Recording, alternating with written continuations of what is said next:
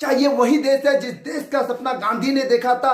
क्या ये वही देश है जिस देश के लिए अंबेडकर ने कड़ी मेहनत किया और भारतीय संविधान तैयार किया ताकि इस देश के गरीबों को इंसाफ मिल सके, इस देश के मजलूमों को इंसाफ मिल सके, बेसहाराओं को इंसाफ मिल सके?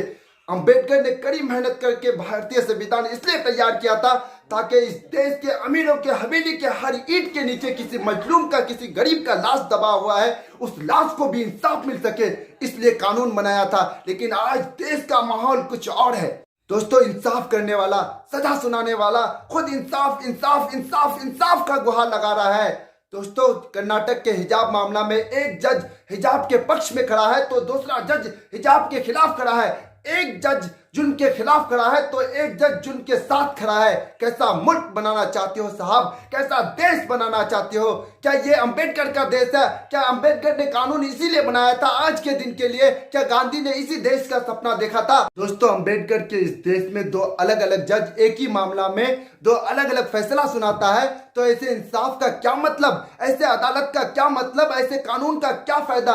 ऐसे कानून की मोटी मोटी किताबों के अंदर मोटी मोटी अक्षरों में इंसाफ इंसाफ इंसाफ लिखा हुआ है और इंसाफ ना मिले तो ऐसे कानून का क्या मतलब? इसीलिए मैं कहता हूं कि कानून और इंसाफ किसी अंधेरे सुराग में गुम हो चुका है। आज इस देश का वो हाल हो चुका है, किसी को गुंडों से बचना है तो वो पुलिस के पास जाता है, अगर किसी को पुलिस से बचना है तो वो गुंडों के पास जाता है, अगर दोनों से बचना है तो वो पॉलिटिशियन के पास जाता है, और पॉलिटिशियन से बचना है तो अदालत जाता है, हाई कोर्ट जाता है, सुप्रीम कोर्ट जाता है, लेकिन वहां पे भी इंसाफ नहीं मिलता है। तो इन अदालतों का क्या मतलब? लगा दीजिए इन अदालतों में ताला, जला दीजिए इस कानून की किताबों को जहां इंसाफ ना मिले।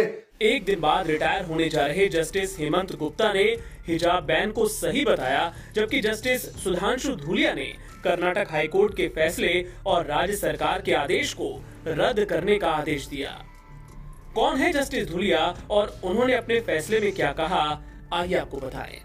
जस्टिस धूलिया ने कहा, मेरे लिए विचार का प्रमुख मुद्दा मुस्लिम लड़कियों की शिक्षा का था। उन्होंने कहा कि हिजाब मजहब का अनिवार्य हिस्सा है या नहीं, इस पर विचार की जरूरत ही नहीं थी। ये सिर्फ एक चॉइस से जुड़ा सवाल है, ये पसंद से जुड़ा मसला है। मेरे लिए जो सबसे ऊपर था वो लड़कियों की शिक्षा थी। लड़कियों को स्कूल जाने से पहले घर का कामकाज निपटाना पड़ता है और हम उनकी जिंदगी को बेहतर बना रहे हैं। हाईकोर्ट ने गलत रास्ता पकड़ा है। ये आर्टिकल 19 और 25 से जुड़ा मामला है। ये पसंद से जुड़ा मामला है, न इससे कुछ ज्यादा और न इससे कुछ कम। मेरे लिए लड़कियों की पढ़ाई का सवाल सबसे अहम है। क्या हम उनके जीवन को